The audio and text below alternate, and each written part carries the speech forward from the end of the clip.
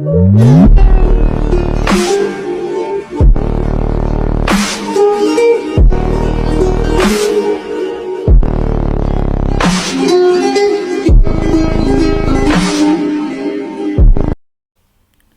guys, so අදත් මේක දුන්නේ ටික් බ්‍රෝ YouTube channel එක ගැන තවත් අලුත් වීඩියෝ එකක් එක. ඉතින් අද මම මේ වීඩියෝ එකේ ස්ටාර්ට් කරන්නේ අලුත්ම වීඩියෝ සීරීස් එකක්. ඒ කියන්නේ අපේ මේ YouTube channel එකට අලුත්ම playlist එකක් එකතු වෙනවා. ඉතින් මේ වීඩියෝ සීරීස් එකේ වෙන්නේ මෙන්න මේ Facebook login page එක අපි ඩිසයින් කරන එක තමයි. මෙන්න මේ වීඩියෝ සීරීස් එකෙන් අපි මෙන්න මේ Facebook login page එක වලට පේනවා. මේ Facebook login page එක අපි සම්පූර්ණයෙන්ම ඩිසයින් කරනවා. ඒකේ මෙන්න මේ යට මෙන්න මේ footer එකත් එක්ක අපි සම්පූර්ණයෙන්ම Facebook login page එක ඩිසයින් කරනවා. මේ වීඩියෝ සීරීස් එකෙන් මම programming website වල programming part එක මම මේ වීඩියෝ සීරීස් එකෙන් කරන්නේ නැහැ.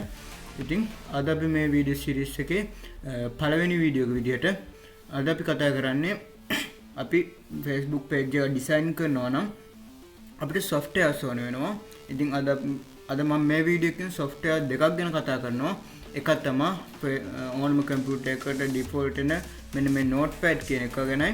අපි තව අපිට ප්‍රධාන වශයෙන් අපි මේ Facebook page එක ඩිසයින් කරන software එක වෙන Visual Studio Code කියන software එක ගැනයි අද අපි මේ වීඩියෝ එකෙන් කතා කරනවා. මේ Visual Studio Code කියන software එකේ නම් මම කලින් වැඩ කරන වීඩියෝ මේ YouTube channel එකේ දාලා තියෙනවා. ඔයාලට බලා ගන්න පුළුවන්. මම මේ වීඩියෝ එකක් දාලා තියෙනවා මේ Visual Studio Code කියන software එක download කරන විදිහ ගැනත් මම කලින් වීඩියෝ එකක් අරන් ආවිලා තියෙනවා. ඔයාලා ඒක දන්නේ නැති කෙනෙක් නම් මම ආයෙ කියලා දෙන්නම් කොහොමද මේ Visual Studio Code කියන software එක download කරගන්න කියලා. ඔයාලට පේනවා Visual Studio Code කියන software එක IT website එකට මම මේ විදිහට ඇවිල්ලා තියෙනවා. ඔයාලට පේනවා මෙතනින් සරල විදිහටම ඔයාලට අදාළ operating system එකට අදාළ විදිහට මේ Visual Studio Code කියන software එක download කරගන්න මේ විදිහට වෙලා තියෙනවා. Mac OS එකට Windows එකට Linux එකට වෙනම ඔයාලට පේනවා මෙතන download කරගන්න පුළුවන්. හරි. අපි මුලින්ම කතා කරමු වෙබ්සයිට් එකක් කියන්නේ මොකක්ද කියලා.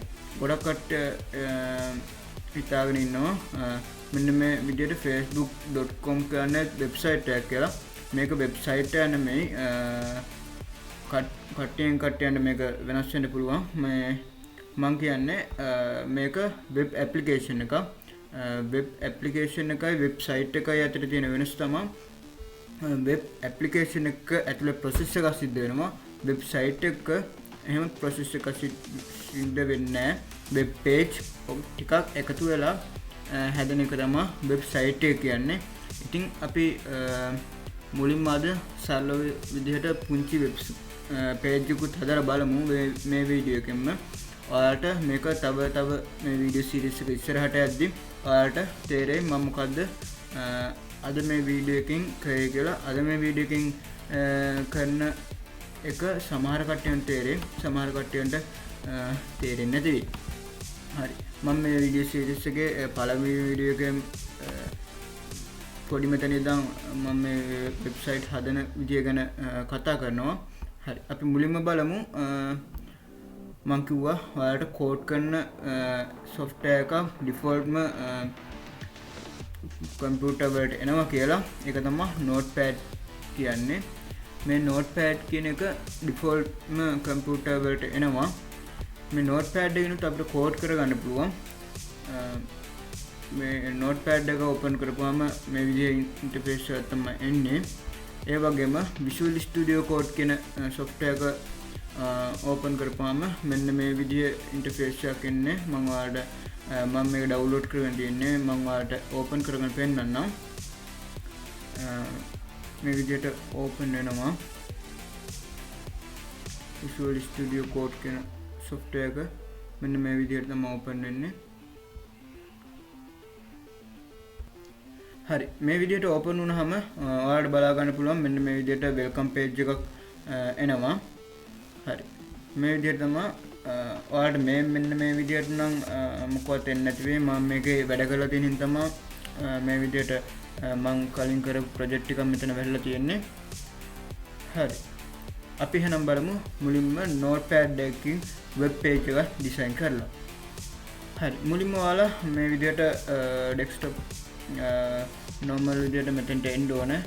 ඊට පස්සේ ඔයාලා මෙතනින් right click කරලා මෙතන new කියන එකට ගිහිල්ලා මුලින්ම folder එකක් create කර ගන්න ඕනේ. මම මේකට name එක විදිහට දෙන්නම් my first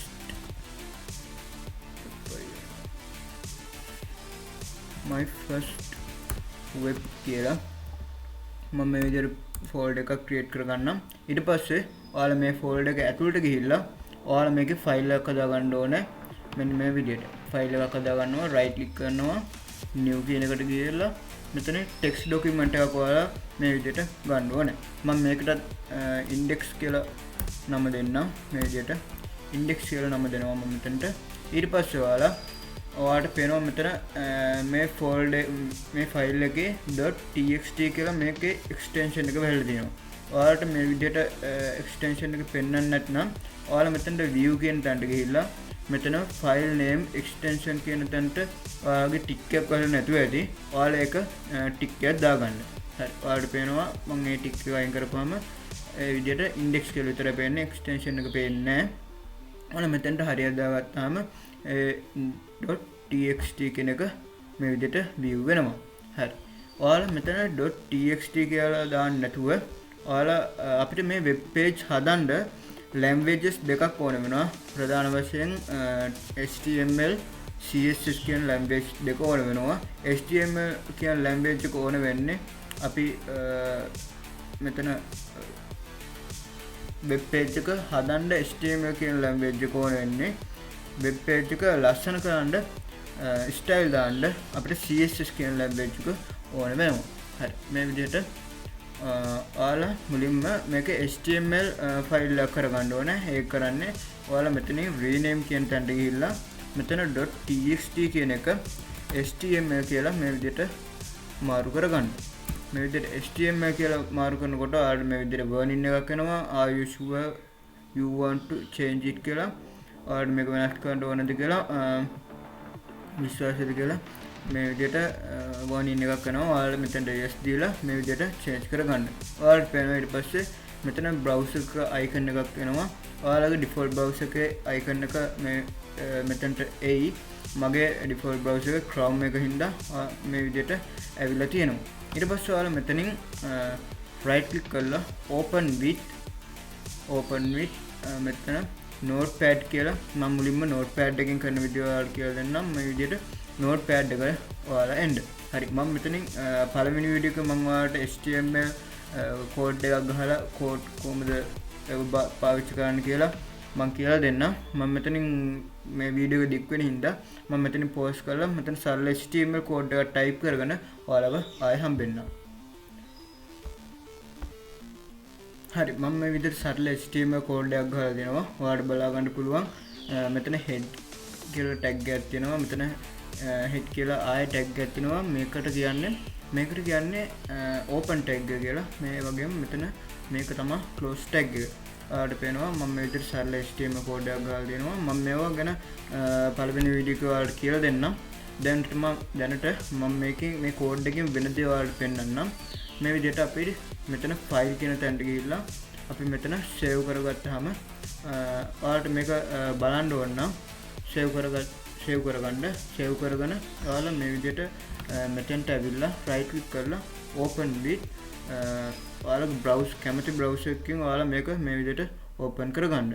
හරි. මම මේ විදිහට open කරාම ඔයාලට පේනවා මම අර head එකේ type කරපු title එක මේ විදිහට මෙතනට ඇවිල්ලා තියෙනවා my first website කියලා.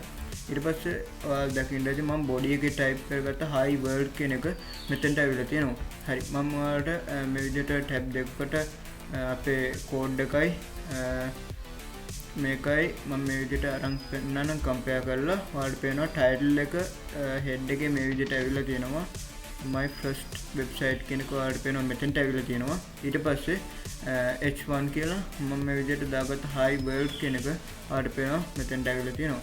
හරි. මම දැන් මේ විදිහට මෙතන code එකක් ආයෙ type කරගන්නම්. මේ විදිහට code එකක් ආයෙ මම type කරගන්නම් h2 කියලා මම මේ විදිහට කෝඩ් එකක් ටයිප් කරගන්නවා. මේ විදිහට කෝඩ් එක ටයිප් කරලා මම මෙතන මේ විදිහට සේව් කරපුවාම ඔයාලට පේනවා. මම මෙතන ආයෙ රිෆ්‍රෙෂ් කරනවා. ආ ටෙක් බ්‍රෝ කියන එකත් මම මේ විදිහට ආවා. හරි. මේක සරලවම වෙබ් පේජ් එකක් HTML වලින් හදාගත්ත සරල සිම්පල් වෙබ් පේජ් එකක්. මේ විදිහට අපි මෙතන කෝඩ් කරලා අපි Facebook එකේ login in page එක හදලා ඉවර කරලා තමයි මේ වීඩියෝ සීරීස් එක ඉවර වෙන්නේ. මම මේ වීඩියෝ සීරීස් එකෙන් ඒ Facebook එකේ login in page එක හදලා ඔයාලට පෙන්නන්න. ඔයාලට මෙතනින් මේ URL එක බලා ගන්න පුළුවන්. මේක තමයි අපේ මේ ෆයිල් එක සේව් වෙලා තියෙන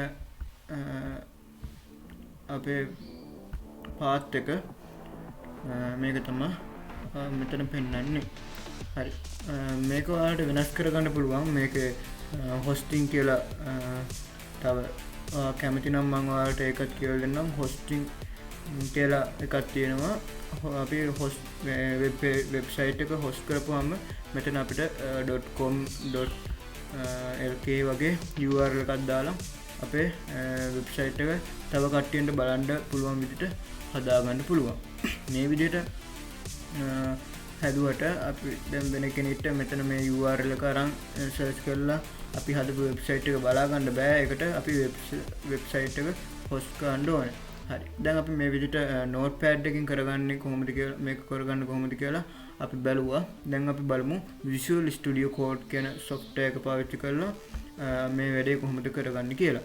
හරි. Visual Studio Code කියන software එක notepad එකට වැඩිය හොඳයි කියලා ඔයාලට මේ වීඩියෝ සීරීස් එක ඉස්සරහට යද්දි තේරෙයි. මේකේ වැඩ කරන්න ගොඩක් ලේසි.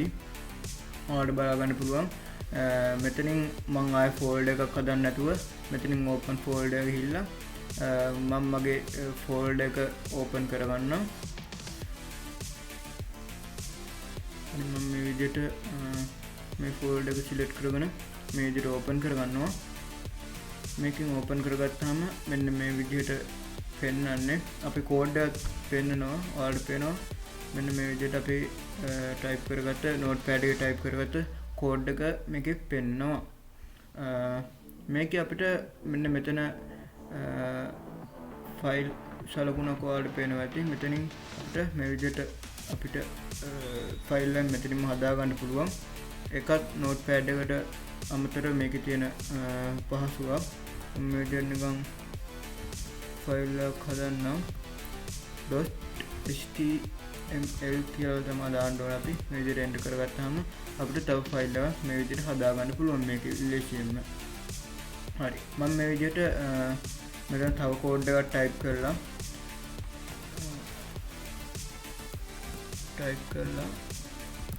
ඔයාලට පෙන්නන්නම්. ඔයාලා දකින්න ඇති දැන් මම ඕපන් ටැග් එක විතරයි ටයිප් කරේ.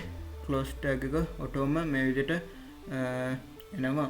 ඒකත් මේ Visual Studio Code කියන එකේ තියෙන තවත් අමතර පහසුවක්.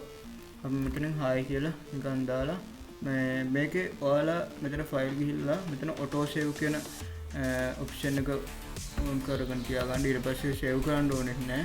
ඊට පස්සේ මම මෙතනින් open in default browser දීලා අපි default open කරන browser එකෙන් මේ විදිහට open කරගන්න පුළුවන්. ඔයාලට පේනවා hi කියන එක මේ විදිහට ඇවිල්ලා තියෙනවා. හරි guys.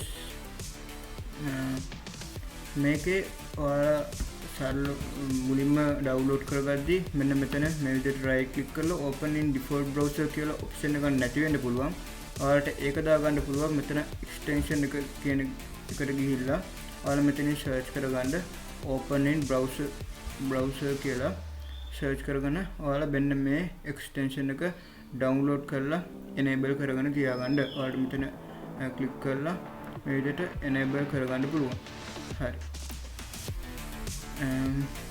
එහෙනම් guys අපි මේ වගේ වීඩියෝ එකකින් ආයෙත් මුමු. goodbye.